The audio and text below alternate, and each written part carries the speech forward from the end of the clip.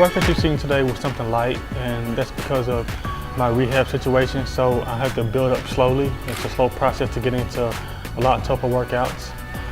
For example, with the Bosu ball, I would do things with my eyes closed and make it a little bit more tougher, things like that. But right now it's the starting phase. Hopefully next week I'll start training.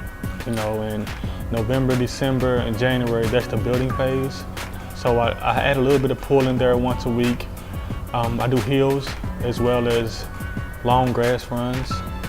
I do 300 meters, 400 meters, things like that to really get strong. And on Thursdays we do sled pulls. It's like an NFL football player will pull the sled, so we do those as well.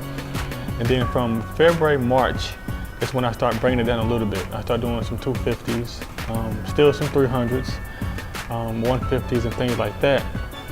And then April is when I start my speed work for me, and that's when I do my 60s, my pure speed, a lot of block work, things like that to really turn my central nervous system on. Looking back on the '08 experience, I basically learned to listen to my body, you know, and run smart. Because before I went to the Olympic trials in the 200, I felt a little twinge in my hamstring.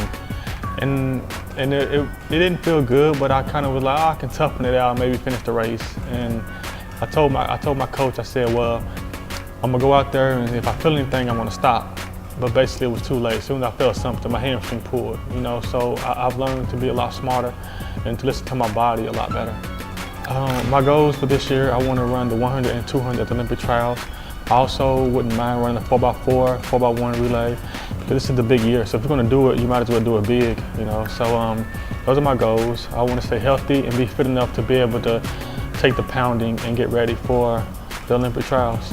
I just try to have faith, you know, and take my time and understand that, you know, everything happens for a reason.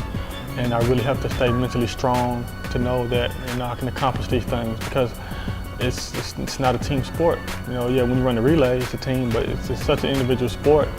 You don't have no one else there that can pick you up. You have to do it. You know, once they say run it to your mark, say it, go, it's all you.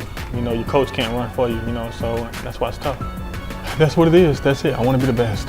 You know, I want to run the fastest time. I want to reach my full potential. If my potential is 9.6 and I know I did my best, I can accept it. If it's 9.5, if it's 9.7, I can accept it knowing it's my best. I was healthy and I went out there and I gave it my best. You know, so that's what I want to do. I want to leave this sport knowing that, hey, I laid it all out there on the line.